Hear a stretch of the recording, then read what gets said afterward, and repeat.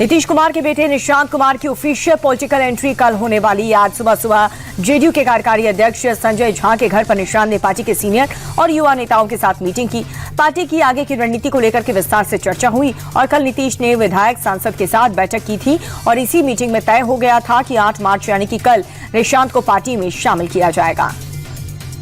महंगाई और विदेश नीति को लेकर के समाजवादी पार्टी के प्रमुख अखिलेश यादव ने केंद्र सरकार पर निशाना साधा। लखनऊ में प्रेस कॉन्फ्रेंस करके अखिलेश ने बीजेपी सरकार पर लगातार महंगाई बढ़ाने का आरोप लगाया। उन्होंने कहा कि महंगाई तब ही घटेगी जब बीजेपी सत्ता से बाहर जाएगी। और वहीं विदेश नीति पर सपा प्रमुख बोले कि अब भारत की विदेश नीति भी विदेश के लोगों तय कर रहा है। बता दें कि अखिलेश का ये बयान भारत को रूस से तेल खरीदने के लिए अमेरिका की इजाजत देने के बाद आया है। तमिलनाडु में विधानसभा चुनाव के लिए डीएमके कांग्रेस में सीट बंटवारे पर मुहर लग चुकी है। डीएमके ने कांग्रेस को 28 सीट दी है। इसके अलावा एक राज्यसभा सीट भी दी है और ये फैसला मुख्यमंत्री एमके स्टालिन और तमिलनाडु कांग्रेस कमेटी के अध्यक्ष के बीच हुई बैठक में लिया गया है।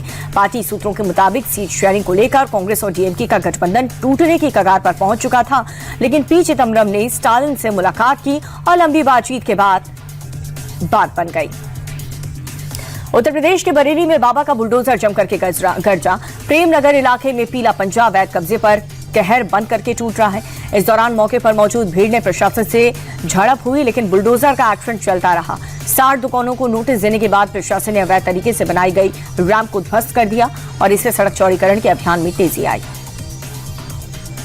जंग के बीच ईरान के राष्ट्रपति देश को संबोधित कर रहे हैं। ईरानी राष्ट्रपति ने ट्रंप की सरेंडर वाली धमकी पर पलटवार करते हुए कहा कि जो ट्रंप सोच रहे हैं वो सपने में भी पूरा नहीं होगा। ईरान किसी भी कीमत पर सरेंडर नहीं करेगा।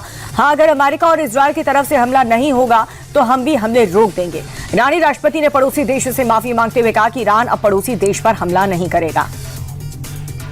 ईरान थोड़ी देर में अपने बयान से पलट गया। राष्ट्रपति ने पड़ोसी देशों पर हमला नहीं करने का ऐलान किया, लेकिन इससे कुछ ही मिनटों बाद ईरानी हथियार दुबई हवाई अड्डे तक जा पहुंचे। ईरानी सेना ने दुबई एयरपोर्ट पर शाहिद 130 ड्रोन से हमले किए हैं। अटैक के बाद एयरपोर्ट पर अफरा तफरी मच गई और सभी फ्लाइट्स को कैंसिल कर दिया गया। हालांकि कुछ देर बाद फ्लाइट्स का संचालन फिर से शुरू कर दिया गया। भारत में ईरान के राजदूत मोहम्मद फतहली ने इजरायल अमेरिका हमलों को लेकर के बड़ा बयान दिया है। ईरानी राजदूत ने कहा कि इस युद्ध में हम या तो जीत हासिल करेंगे या तो शहादत तक पहुंचेंगे। हमारे लिए दोनों ही सम्मान और खुशी है। अमेरिका इजरायल के हमले सिर्फ ईरान के खिलाफ नहीं है, ये अंतर्राष्ट्रीय कानून के सिद्धांत मानव गरिमा के खिलाफ भी है। इजरायल, अमेरिका और ईरान के बीच जारी जंग के बीच अली खामेनेई के 4 बेटों की तस्वीर सामने आई है। दावा किया गया है कि खामेनेई के 4 बेटे जिंदा हैं और इससे पहले दावा यह किया गया था कि इजरायल अमेरिका के हमले में आयतुल्लाह अली खामेनेई के साथ बड़े बेटे मुस्तफा की भी मौत हो गई, लेकिन कई तस्वीरों में 4 बेटे सुरक्षित होने का दावा किया जा रहा है।